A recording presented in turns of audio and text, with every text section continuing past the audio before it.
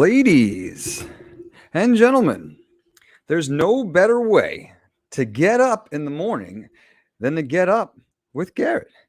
Garret is a third generation success credentialed real estate entrepreneur who's here to give you tips, tricks, and share stories of success. So without any further ado, ladies and gentlemen, Garret Bedrin. Dougie Bricks. Thank you for that warm introduction, babe. Absolutely. Wow. You know, when I hear that entrance music, I feel like I'm the Undertaker coming. Yeah. Look out if you're selling a shopping center. It's a beautiful rainy day in Bergen County, New Jersey, and we're feeling grateful and thankful for the opportunity to be with our friends and our guests, right? Absolutely. And today we do have a very special guest. We will be featuring one of our anchor tenants from one of our shopping centers, and we'll be meeting Rick from Murdochs Ranch and Home Supply in about 5 minutes here. Just want to talk about a couple things. Obviously, March Madness coming up. It's exciting. I have no idea what's going on with the basketball, so I'm not doing any pools this year. I think our followers have probably lost enough money on football this year that maybe we'll skip the March Madness. Get up with Garret recommendations, and football's going nuts. I mean, have you seen all the we obviously the big trade with Russell Wilson to the Broncos, and Baker Mayfield now kind of looks like he's perhaps on his way out as the Browns are looking for trying to get Deshaun Watson, and Aaron Rodgers goes to the bank and pretty much rings the register like I've never seen before. So exciting time. I've got a cool thing I'm going to tonight. I don't know if you guys have heard of this, but there's a celebrity chef named David Burke out of New York City, done a lot of cool restaurants, super trendy. And he's got this kind of new American grill type restaurant in Morristown, New Jersey. And it's called 1776, I think, by David Burke. So first of all, being able to go to a restaurant like that is super cool, and thankful for the opportunities to be out of COVID a little bit and enjoy ourselves. But it's one of our YPO kind of special networking events. And we have a chance to meet Eric LeGrand, who is a former football player from Rutgers who was in a horrible accident and is going to talk about kind of overcoming, challenges and perseverance and being able to pick himself back up. And David Burke kind of added a really unique feature, and I'm not sure if the website shows it, but basically they have these miniature kind of living room suites. Perfect. There you go. Living room suites that are sponsored by Topgolf. So I think there's like 6 or 8 of them, and you can rent them out for private parties to watch the Super Bowl, just to kind of hang out on NFL Sundays. And it has a golf simulator. So golf, not one of my greatest talents, Dougie, but something I've been working on last year. And I've got the clubs in the car, and hopefully I can warm up a little bit tonight and see how, if there's any rust there from the winter. So kind of a cool thing. I'm very into understanding what retailers are doing, what restaurants are doing, hospitality.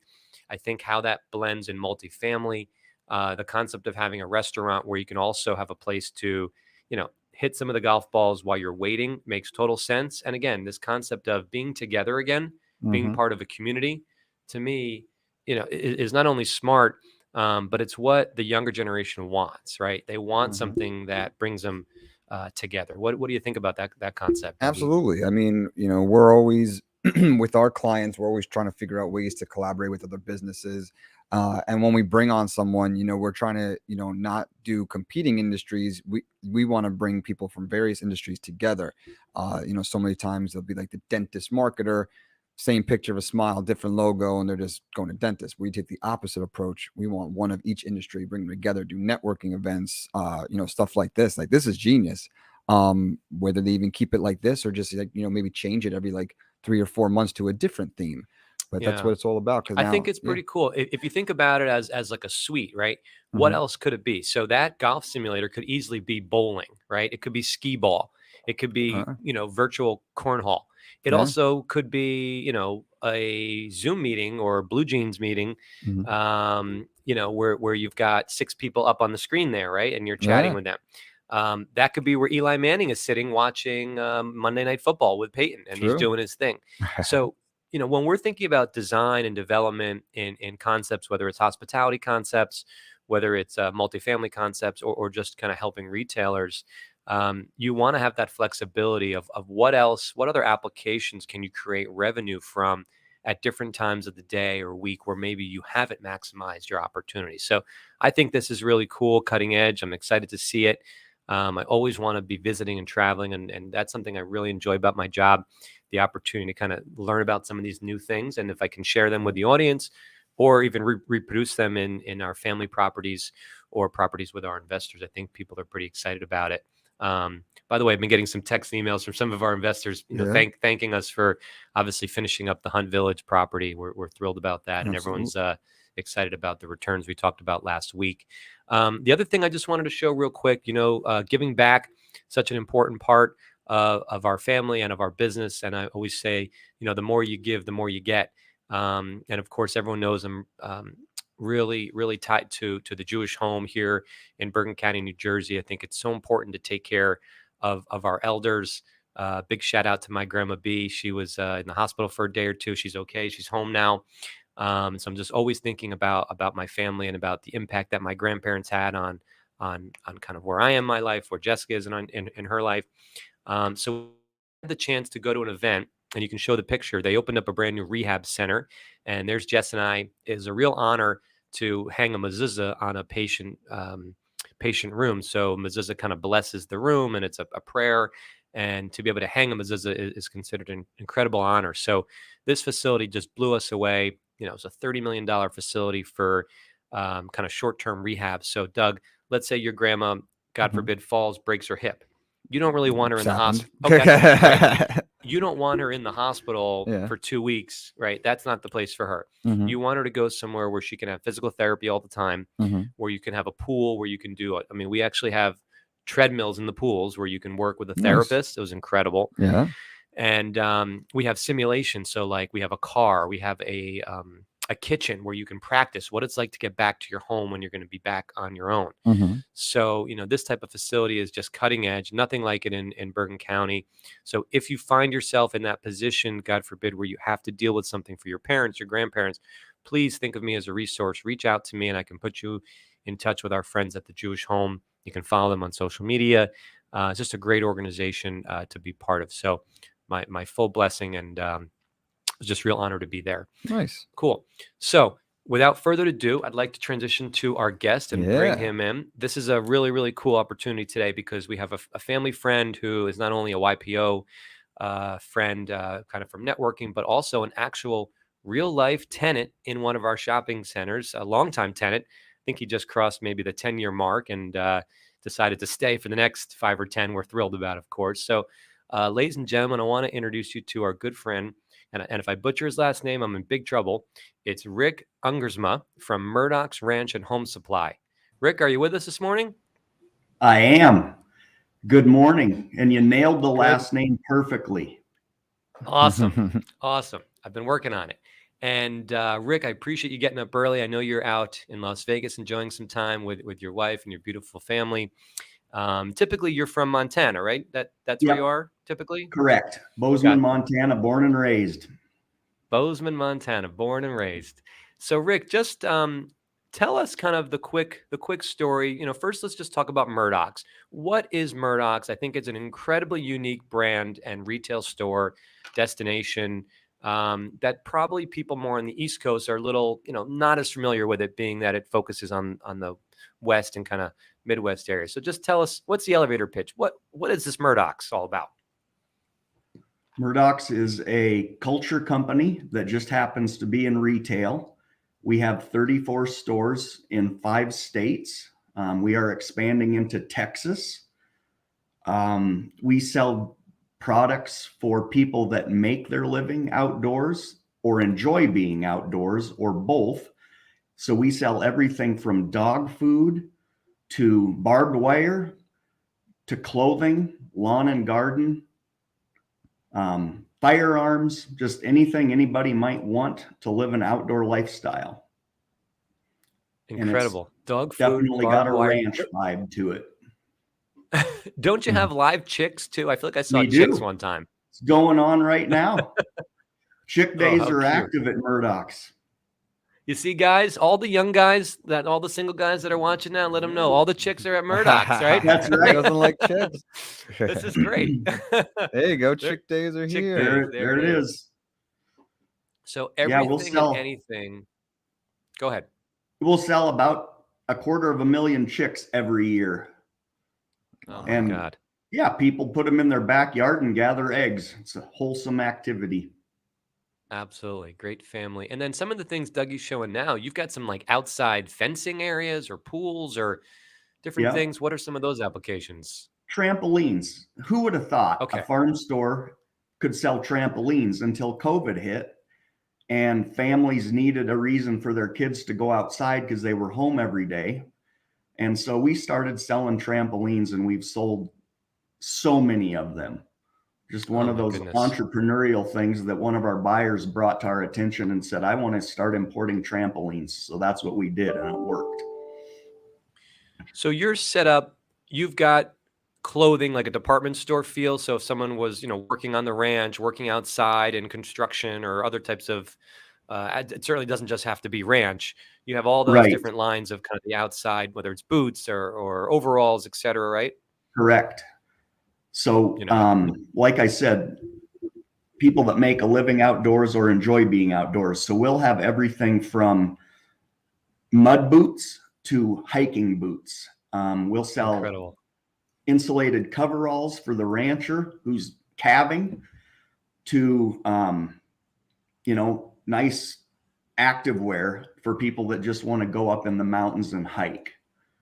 So kind of all points in between. And that's evolved over the years. It used to be really focused on ranch clothing, cowboy boots, jeans, things like that. But being out in the West, there's so many people now that want to live that lifestyle that don't necessarily ranch, but they love being outside. So everybody wears clothes. So we've figured out how to sell to them over the years.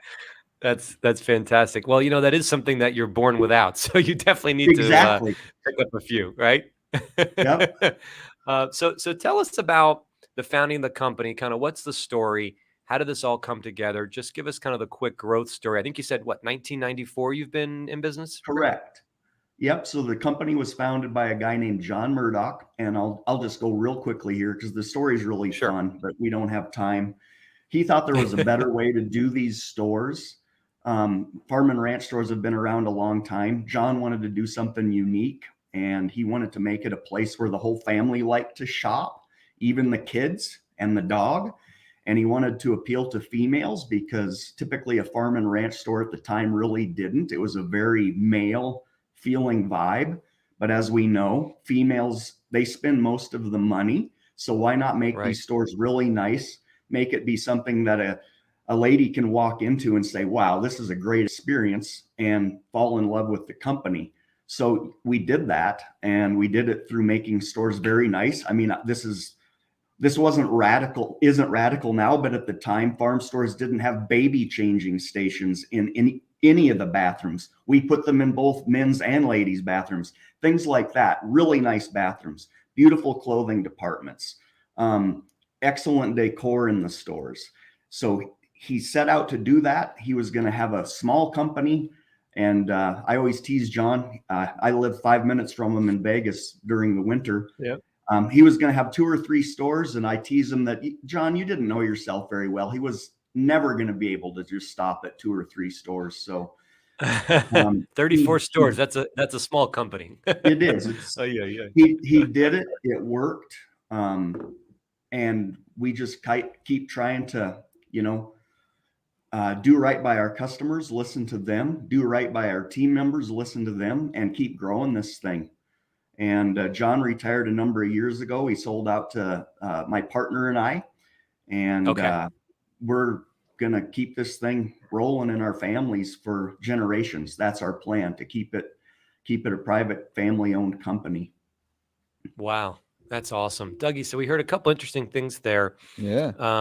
The concept of kind of generational, right? We've talked a lot about generational growth, generational wealth.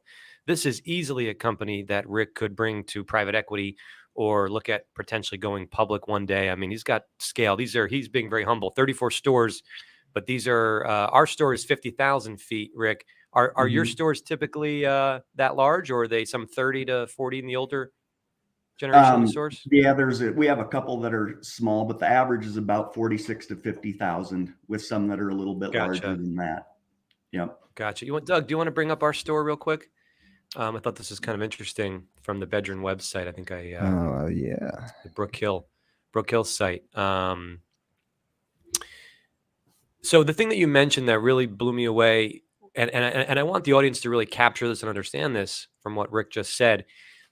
Females, the wives, the girlfriends, the moms, these are way more than you think, the decision making in a household. Okay. So Rick's point, he said, look, we went in, we remade the stores, we added baby changing in the men's and women's bathrooms, which is great too, because I can change a dirty diaper better than most people can. I'm going to brag about that. I'm definitely trained at that. Not any longer. It's been a few years, but I was real confident in my skills there. And of course, upgrading the lighting, making the retail space feel like inviting, right? It's not, we're not saying that we expect you to be here, right? We're treating our customers as our guests, and we're inviting you to come as if you're coming into my home and having a glass of wine. And that's got to be your mentality and how you treat your customer. Customers have a lot of decisions, Rick. They could go to Duluth Trading, they can go to Walmart, they can go to Amazon. I mean, there's certain things that you sell that are available at other places. No different than when Allied was, in its heyday, selling office supplies, our family business. You could buy office supplies at Michael's, at Walmart, at Dollar Tree, at the supermarket, right? So you've got to find a way to be different, and how you differentiate yourself is how you speak to your customer. And of course, the first thing Rick said is we're a culture company, right? So Rick, can you elaborate a little bit more on what does it mean to be a culture company and be culture first? Because that sounds like that could be your special sauce, and I definitely want to unlock that. That's our special sauce. It's not just something I throw out there. We are a culture company that just happens to be in retail. And what that means is that everybody understands that we operate this company through golden rule, excellence, and trust. That is our foundational value. We call it GET, and we behave in that manner, and it takes a lot of rules out of the company. But there's also a lot of responsibility on the part of everybody that is in the company. And I've always said that unless you're contributing positively to culture, you can't just sit there and bask in it. You have to be a contributor to it. So everything we do at Murdochs, first off, is, are we hiring the right people? Are we holding each other accountable to golden rule, excellence, and trust? And once you've built that foundation, and we really started trying to head in this direction back in 2004, so quite a few years ago, and it took a while for the culture to take hold. And once we did, once it got ingrained on our minds that this is a differentiator for us, this is our secret sauce, the buy-in was amazing. And yeah, we shed some really good, talented people that just didn't contribute to culture, and it was painful. Over the years, we've gotten rid of some folks that frankly could get the job done, but they left a trail of bodies in their wake, so to speak. And while that's difficult, it has just been huge for us, because now when we want to try to accomplish something major, like we're doing an ERP change this year, we're expanding into Texas, we're opening stores in Montana and Colorado as well. When everybody's on the same page and there's no ego, it's just a group of people that want to frankly kick butt and have fun. Right. You can accomplish amazing things if you don't have to be dealing with garbage every day. The drama, and the right? amount of work that can be accomplished is just amazing, and you can have fun. So that's our secret sauce, and our customers feel it when they walk in. Perfect. So you're kicking ass and taking names. Yes. Dougie, what do you want to add? So yes, everything is amazing what you're saying, Rick, and I love acronyms, and I want to make sure the people at home don't miss that one. Can you explain what GET is one more time? Yes, so it's called Golden Rule, Excellence, and Trust. Mm-hmm. And in life, there aren't a lot of original things. That actually came from a book that was written by Lou Holtz, the coach of Notre Dame Fighting Irish. And that is how he coached his team. That is how a little Irish guy could get 300-pounders to do what he wanted, by treating them right expecting excellence and trusting them. And what a gift John, on St. Patrick's Day. Thanks for just walking right into that one, Rick. Well, I didn't even notice that, but yes, what a beautiful segue. But anyway, John Murdoch's a big football guy. He loves Lou Holtz because the story is incredible. And so we took that and we built our culture around that. I love it. And it goes perfect with us. Get up with Garret. So now we got something to That's aspire what the to. get means. No one knew until today. Absolutely. That was the answer. Let's talk about that team a little bit, because I know you're not doing this all by yourself. 34 stores, 6 states, now going into Texas. I know I got to work with Mary Kay. She was amazing. She's your COO. Just talk a little bit about how important it is to have women at the helm as well with your culture. Well, I don't know how to even approach that, but it's critically important because, frankly, the way they look at things when it comes to a shopping environment is so superior, quite frankly, to how most guys would look at it. They know what a female wants to see and feel when they go in a store. They know that when you have gun counters in your locations, that's an intimidating thing for most females. So frankly, you better have some female salespeople on the gun counter, or you better have your guys that are working the counter not be arrogant and be approachable. So you have to have diversity in your leadership team, quite frankly, or it's just going to be a big fraternity. And that will only take you so far. I don't know if I answered that question very well. I mean, we didn't set out to have females on the ownership team or on the leadership team. It just, they're really good at what they do. Why wouldn't we want that? So, Absolutely. No, I mean, look, there's a famous book, Men Are From Mars, Women Are From Venus. And if you're young and thinking about maybe getting married, I highly recommend you read that book, because men and women are just programmed differently, right? We're different species. And I think in real estate and probably a little bit in kind of the ranch industry, I would think long term, many, many decades ago, probably very heavily, male dominated. You think about just the name cowboys and kind of the old boys club.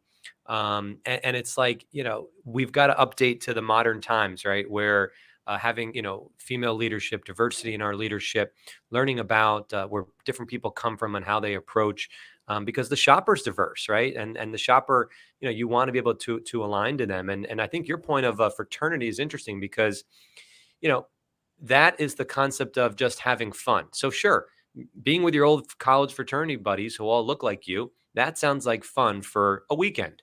It sounds like fun for a semester when you were in college. That's not what makes a lot of money, though, today and returns to your shareholders, and in this case, the families. And it's not what inspires the culture of your employees, right, and keeps them fulfilled to come to work every day. So it's important that I just think it's important that leaders are able to separate the concept of, there's fun, and that's what I grew up in and came from. But now we're talking about responsibilities for hundreds of employees and their livelihoods and their families. So it's kind of like a lot of these industries need to grow up. I was incredibly embarrassed. One of the first times I went to Las Vegas, which I know you're joining us live from Las Vegas, for one of the real estate shows. It was called the ICSC, kind of their annual big conference. I'll just tell you a quick story. And I was brand new in the industry. I was still living in California, but had just joined the family business. And this was my first kind of networking thing. And as I walked around the booths, I just was blown away. I couldn't believe there were just tons of these beautiful women out front the booth. And I don't know, said to my dad or uncle, I said, I just can't believe this industry. Look at this. This is incredible. And later I found out that those women were not working for these developers and these companies. They were just hired as models to sit there to bring me into the booth. Right. Yeah. So automatically I felt like disgusted by that. Like, what kind of industry is this where we're using women as a fixture to kind of bring you into the booth? Now I know sex sells, and that's a whole other podcast we can talk about, but it kind of inspired me to say, you know what, this is crazy. We've got to see, women and of course minorities have an opportunity to step up in this industry of commercial real estate, which obviously is a part of your business. I mean, real estate is such a part of everyone's business. So when we sat down to kind of work on our big project here, the Hedges in New Jersey, which is a luxury mixed use project, 117 apartments by the train and a big retail building with Planet Fitness and then a self-storage facility. Right away, I made it critical that we hire women to kind of run this thing, because I knew that not only on the design side, but on the marketing side, that there'd just be so many things that I was missing. So I appreciate hearing about, your feedback with that. You touched a little bit about COVID. I don't want to look back into kind of the down days. I'm very much of like a forward thinking person and opportunistic.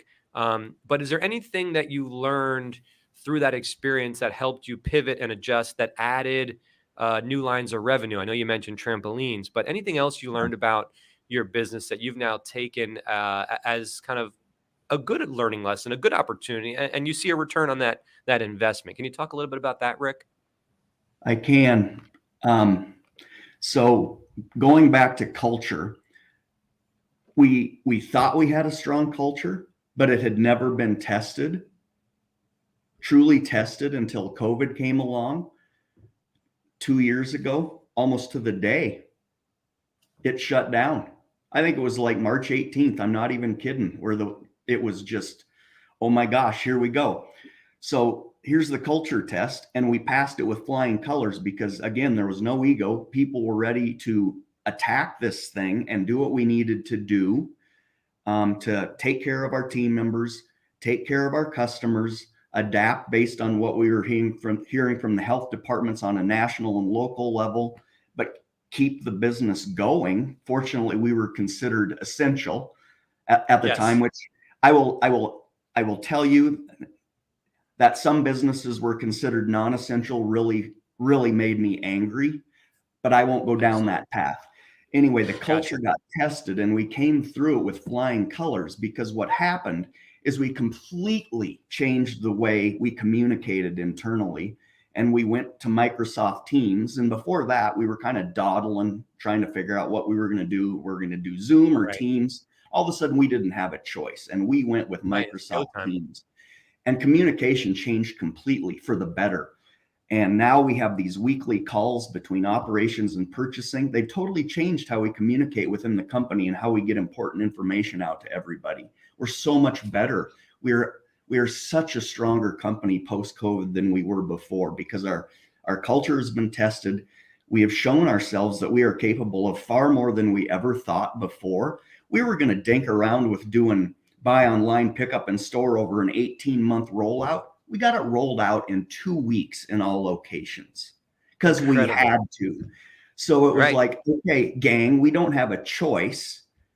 We have to do this. And lo and behold, we had strong people in our home office and our store locations, and we got amazing, massive things done in a very short period of time. So COVID transformed us into this organization thinking we had a good culture into one that it was proven that we do. And then we all found out once again that we're capable of far more than we ever thought if we work together. So it's been great. Incredible. It's incredible what you could accomplish. You roll up the sleeves when there's a lot of there's a lot of different posts on social media about, if you give yourself, 30 days to clean your house, it'll take you 30 days. If you give yourself a weekend, it'll take a weekend. If you give yourself 3 hours, it'll take 3 hours. So, you roll up your sleeves, you get in that boat all together, and you just make it happen, And that's just an incredible story about your team. I know your culture also is very into charity and giving back. You want to talk a little bit about some of the things you've been involved with, maybe the Charity Warriors or the Quiet Waters Foundations? Warriors and Quiet Waters is a big one for us. It's an organization that's based in Montana that takes wounded soldiers and their families. They come to Montana for a fishing retreat.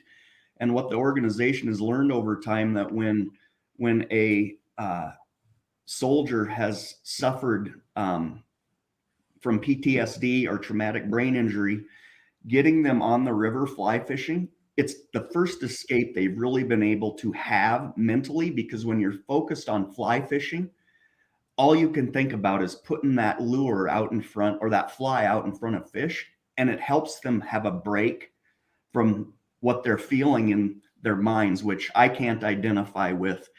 But anyway, that organization is a major one. We also are huge supporters, obviously, of 4-H, which is a ranching and farming organization, Future Farmers of America. We do an organization called Eagle Mount, which is another therapeutic horse centric charity in the Montana area.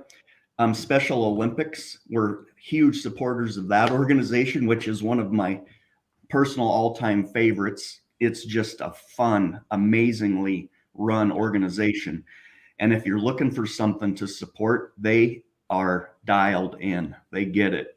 So we spend a lot of time each year with these organizations, and they make us a better company. We encourage our team members to serve on their boards or help them with their events. We give our team members days off each year to go support the charities of their choice. We also give each team member $250 per year that the company will match, so they can double it to $500 to give to charities of their choice. Yeah, it's a big part of how we operate. It's a big part of our culture of giving back. That's incredible. I love that. I love the concept of a give back day where you inspire your employees to get out of the office, and it's a paid day. You're not making them take a vacation day, and it's an opportunity on the company's dime to get out, give back, whether it's do community service or donate to a charity that they love that you can maybe get involved with as well and matching. I mean, I just think the things that Rick is doing here, Dougie and his team, this is where you need to be. It's no longer about doing one or two special things. It's about everything needs to be special to really be competitive in a job market to get the best talent. Rick, what do you think about this show? I want to switch gears quickly before we wrap up. My wife got me watching this show Yellowstone with Kevin Costner. Is this something that you guys are all kind of out there west, kind of joking about, laughing about, thinking us Yankees are, really watching the crazy show, or is this legit? I mean, do you like it? Did you appreciate it? And I'm early on, so don't spoil anything, please. Yeah, I won't spoil anything. I didn't understand the phenomenon, and then I think it's in season 2 or something. One night I'm sitting at home and my phone blows up, and I'm getting texts and phone calls and emails, and they said they just mentioned Murdochs on No way. Yellowstone. Oh, I didn't know that. I didn't know that. Yeah, somebody bought a coat allegedly at your Dillon, Montana store, and I'm like, and my wife and I had tried to get into Yellowstone. Yeah. And we were locked into this whole thing. Well, that's not what Montana's really like. We don't go shooting each other with, machine guns. No, we're not doing that. So we didn't actually appreciate the incredible characters, the storylines, and the fact that it's just okay to be entertained sometime. So it is a great show. My wife and I are into it. We're caught up. We get it. All right. Yellowstone has since filmed in our Hamilton, Montana store. So we have a good relationship with the show, and they've been very good for Murdochs, quite frankly. Good.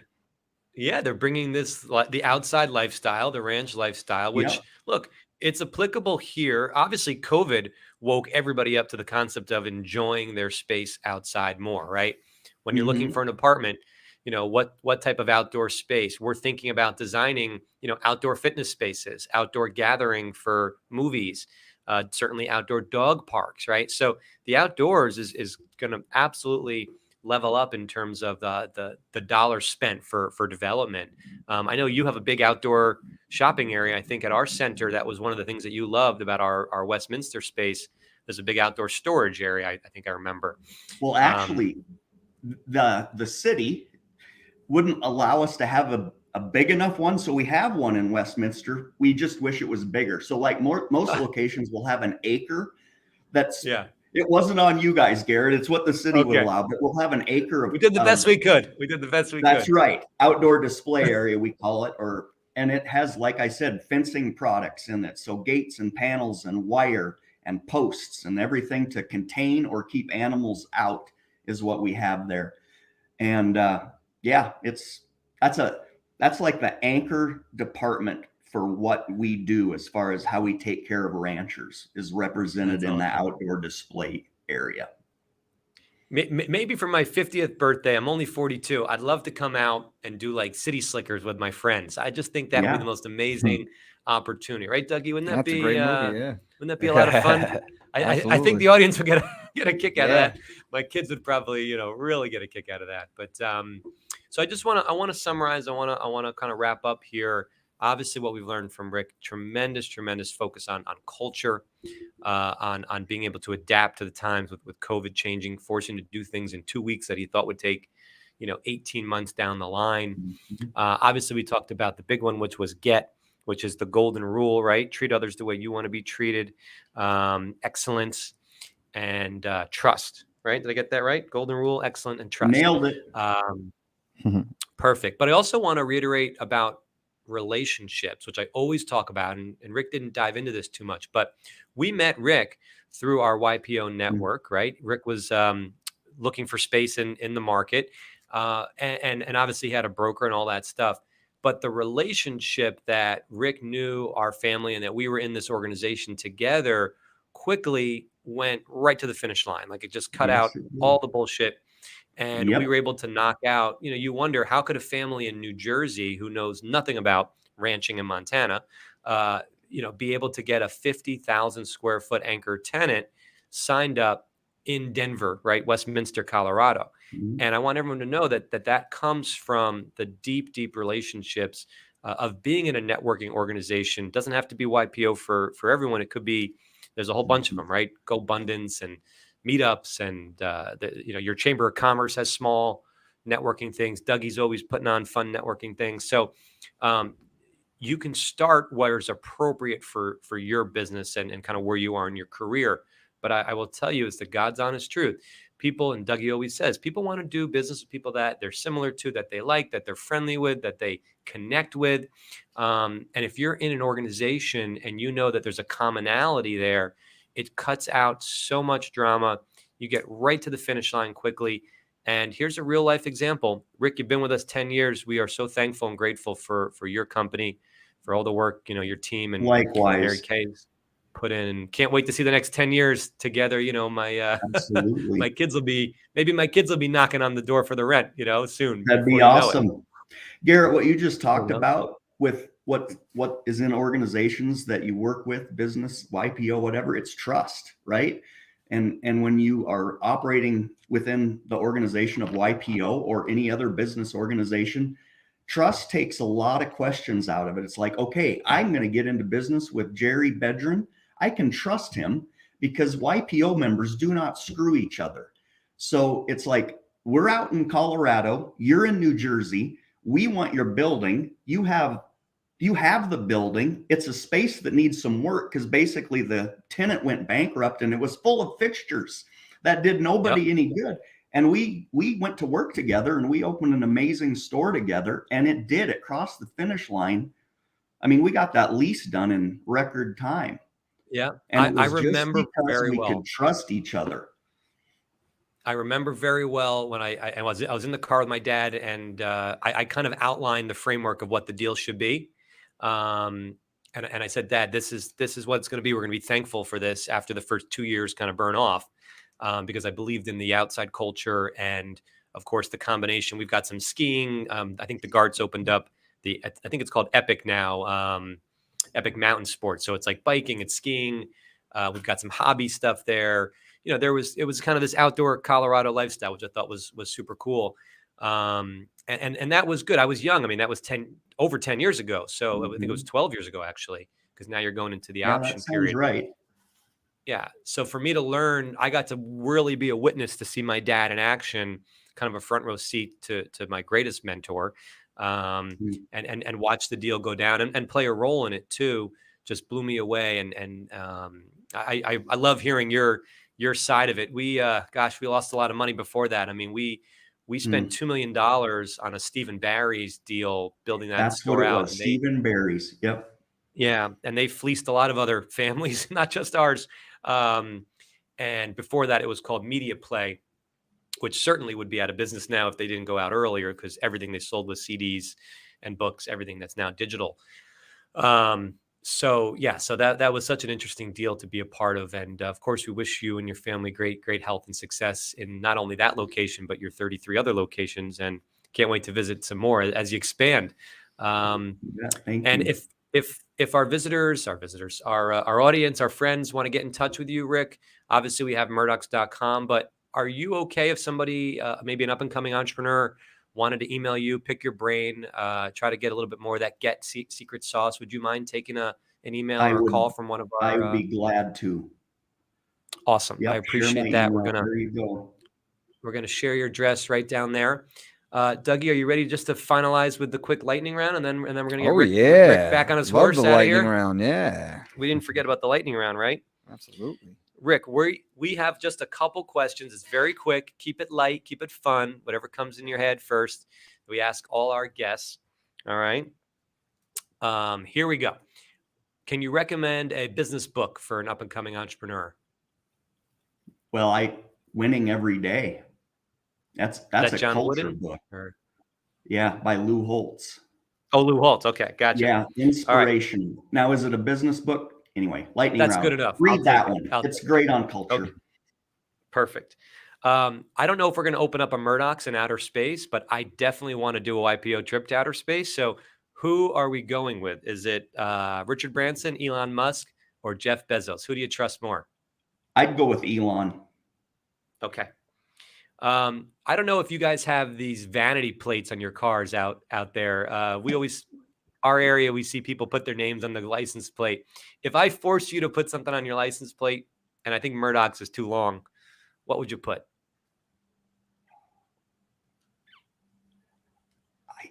My gosh. That's a tough one. How about Ranch Man? Okay, let's go with that. Yeah. All right. We're going to go with Ranch Man. All right. Another show I love, Ted Lasso, always wants to know, what was your first concert and your best concert?